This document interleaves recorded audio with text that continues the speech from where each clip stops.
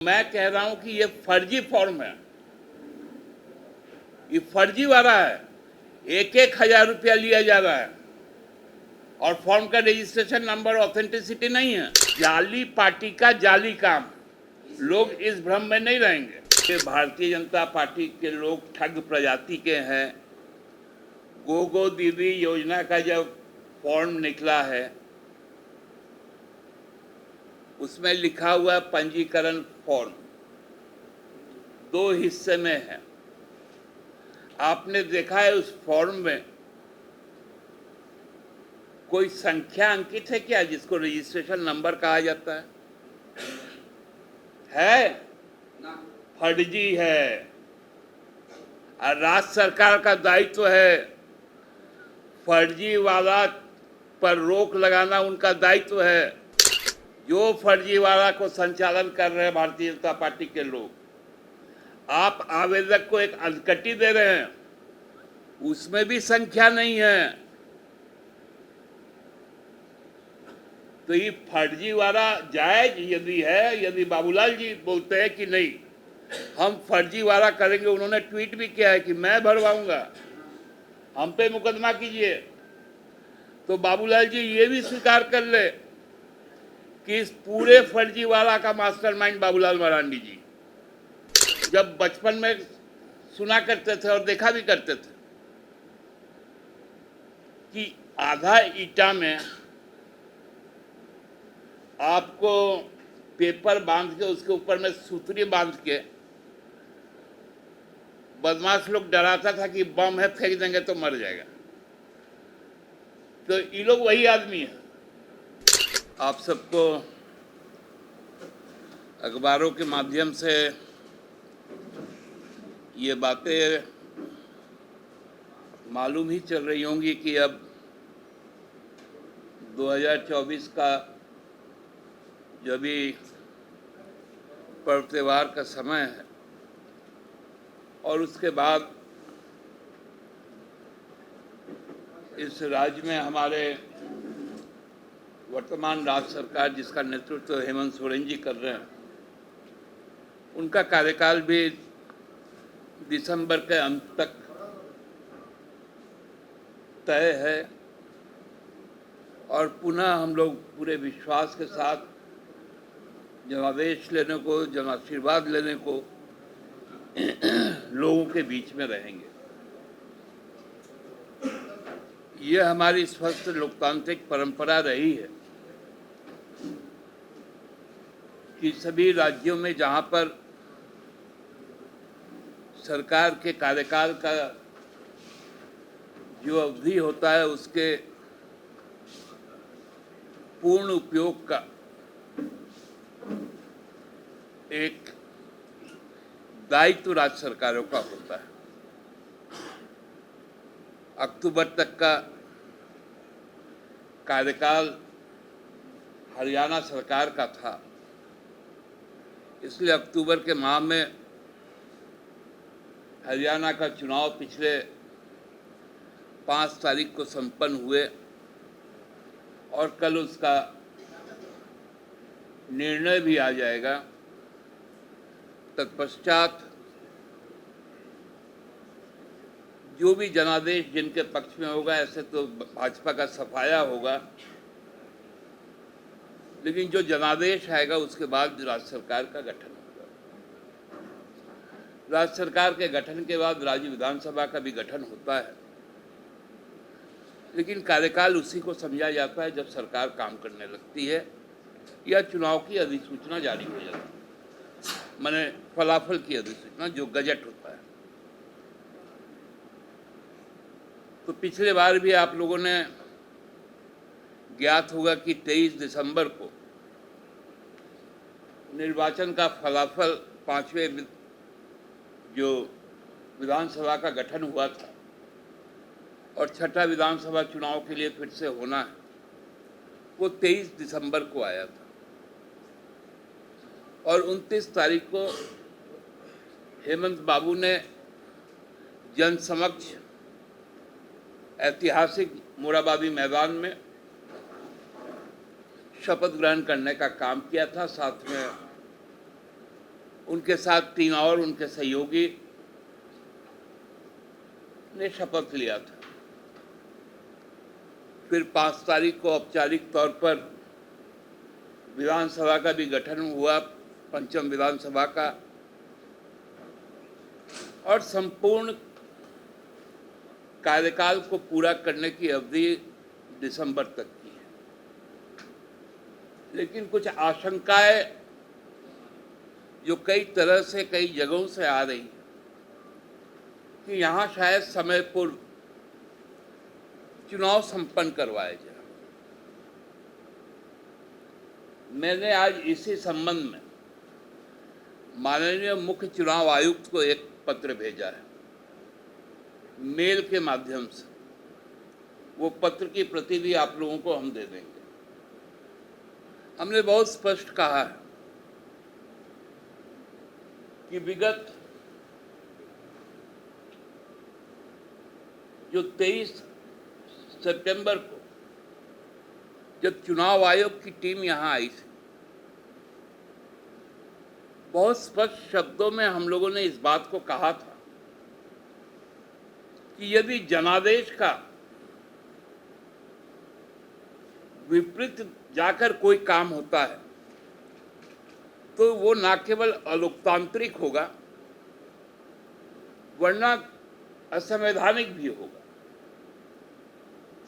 क्योंकि हमें जनादेश 5 साल का प्राप्त है। उसमें 5 मिनट का भी यदि क्षय होगा तो वो जनादेश का अपमान होगा, उनके लोकतांत्रिक भावनाओं को ठेस पहुंचेगी। तो ये जो आशंकाएं हो रही कि महाराष्ट्र के साथ नवंबर में चुनाव, हम चुनाव के लिए हमेशा तैयार रहते हैं, लेकिन हमारे कुछ महत्वाकांक्षी जो जन आकांक्षाएं हैं, जन सरोकार के काम हैं, वो कहीं बाधित ना हो जाए। इसी आशंका के साथ हम लोगों ने आज उनसे आग्रह किया है कि हमारा कार्यकाल दिसंबर तक का है, आप हमें दिसंबर तक का पर्याप्त समय दीजिए, क्योंकि आपने हरियाणा के साथ भेदभाव नहीं किया। हम समझते हैं महाराष्ट्र के साथ भी भेदभाव नहीं होगा,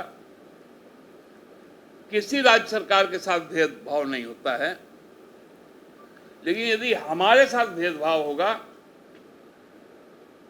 तो ये यथोचित नहीं है, न्यायोचित भी नहीं। इसी भावना को आप लोगों के माध्यम से राज्यवासियों को भी आश्वस्त करना चाहते हैं कि आप भ्रम की स्थिति में मत रहे।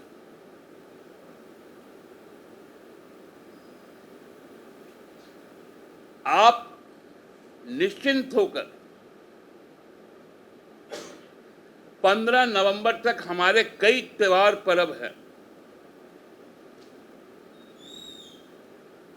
और फिर दिसंबर का पूरा माह। तो दिसंबर माह के,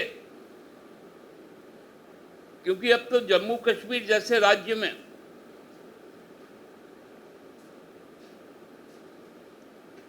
जहां इतना अशांति था, दुर्गम पहाड़ियां हैं, वहां पर भी जब इतने कम फेज में, 2 फेज में यदि इलेक्शन हो सकता है तो हमारे यहां तो हो ही सकता है।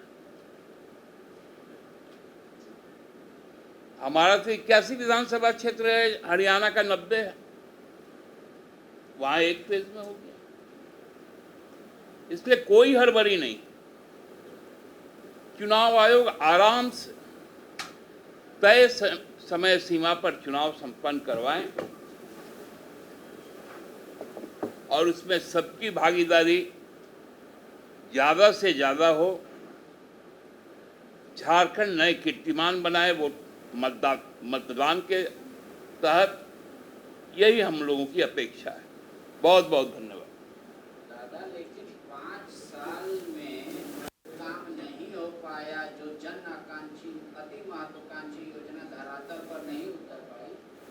चार साल 11 महीना में और 5 साल में कैसे पूरा होगा? यही तो धन्वंतरी का प्रश्न है। यही इलाज तो हम लोगों को करना है कि 2 साल तो जीवन और जीविका में गया, फिर 2 साल तो अड़ंगाबाजी, अराजक स्थिति, सरकार तोड़ो, पार्टी तोड़ो। अब जब लोकसभा का चुनाव समाप्त हुआ तब जाकर काम करने को मौका मिला। इसलिए अब ऐसी दवाइयां हम लोगों ने ली हैं कि लोगों को सुखद अनुभूति हो रही है। धन्यवाद। बीजेपी कह रही है कि गोगो दीदी योजना से आप लोग इतना डर गए हैं कि सरकार से आदेश निकलवा दे रहे हैं फॉर्म नहीं भरने का। पांडे जी, यहाँ के लोग सीधे साधे हैं। ये भारतीय जनता पार्टी के लोग ठग प्रजाति के हैं। गोगो दीदी योजना का जब फॉर्म निकला है उसमें लिखा हुआ पंजीकरण फॉर्म 2 हिस्से में है। आपने देखा है उस फॉर्म में कोई संख्या अंकित है क्या, जिसको रजिस्ट्रेशन नंबर कहा जाता है? ना, फर्जी है। और राज्य सरकार का दायित्व है फर्जीवाड़ा पर रोक लगाना, उनका दायित्व है।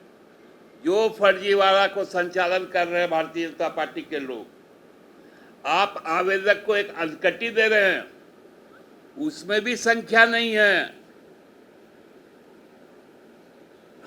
तो ये फर्जीवाड़ा जायज यदि है, यदि बाबूलाल जी बोलते हैं कि नहीं हम फर्जीवाड़ा करेंगे, उन्होंने ट्वीट भी किया है कि मैं भरवाऊंगा, हम पे मुकदमा कीजिए, तो बाबूलाल जी ये भी स्वीकार कर ले कि इस पूरे फर्जीवाड़ा का मास्टरमाइंड बाबूलाल मरांडी जी।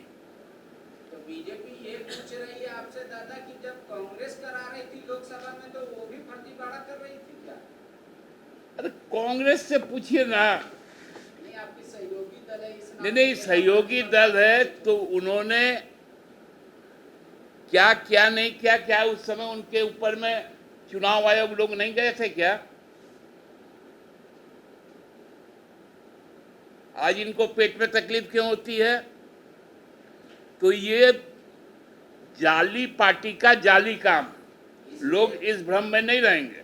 वो एफआईआर का आदेश दे दिया है ना मुख्यमंत्री ने सारे डीसीओ को। तो आप मैंने अब तो धारा चेंज हो गया है, इसलिए धारा तो एग्जैक्ट नहीं बोल पाएंगे कि 420 है कि क्या है, कौन दंड संहिता आ गया है, बीएनएस न क्या, तो भारतीय न्याय संहिता, क्योंकि अब 144 163 हो गया, तो 420 तो हम लोग जानते नहीं थे, इसलिए वो धारा कितना में गया बाबूलाल जी बता देंगे। वही धारा के तहत केस हो रहा है। शिवराज सिंह चौहान आरोप लगा रहे हैं कि घुसपैठियों को सरकार का समर्थन मिल रहा है, सरकार बनेगी तो अब NRC लागू करेंगे। शिवराज सिंह चौहान जी बहुत बड़का मंत्री है देश के। जो सीमावर्ती राज्य जहाँ उनकी सरकारें हैं, चाहे मणिपुर है, त्रिपुरा है, वहाँ NRC तो लागू नहीं हुआ। आसाम में हुआ, उसका क्या असर हुआ? उत्तराखंड में प्रयोग करने गए थे, उसका क्या असर हुआ?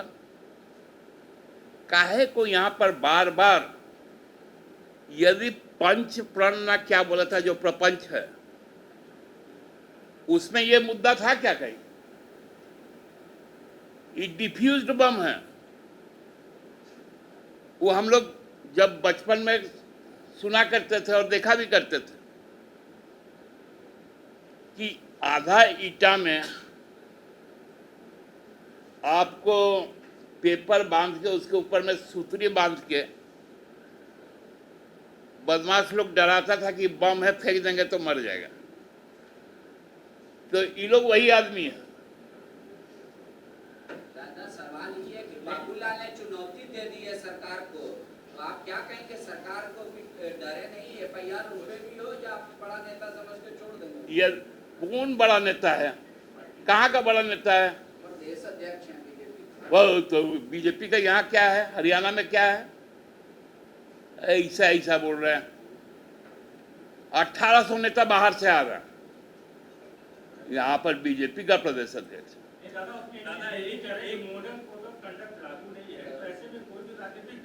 मैं मॉडल कोड ऑफ कंडक्ट पे नहीं जा रहा हूं, मैं कह रहा हूं कि ये फर्जी फॉर्म है, ये फर्जी वाला है। 1,000 रुपया लिया जा रहा है और फॉर्म का रजिस्ट्रेशन नंबर ऑथेंटिसिटी नहीं है। 1,000 रुपये गैर कानूनी रूप से वसूला जा रहा है। दादा, ये इलेक्शन कमीशन को जो आप लेटर लिखे हैं आज, तो आपको क्या लग रहा है कि बीजेपी जल्द चुनाव यहाँ कराना चाह रही है? और अगर कराना चाह रही है तो इसके पीछे क्या मंशा बीजेपी की हो सकती है कि झारखंड में समय से? देखिए, मंशा यही है कि जल्दी जल्दी हम लोग निपट जाए। जम्मू कश्मीर में निपट गए, हरियाणा में निपट गए, महाराष्ट्र में निपट जाएंगे, झारखंड में भी निपट जाए तो कुछ दिन मोदी जी इधर केंद्र में बैठ पाएंगे। ठीक है ना, आपका लेटर कहाँ लिखी? तो इसीलिए नहीं, हम लोग चाहते हैं कि स्वस्थ लोकतंत्र में एक विरोधी शक्ति रहे। TheFollowUp.in. Like, share, and subscribe. www.thefollowup.in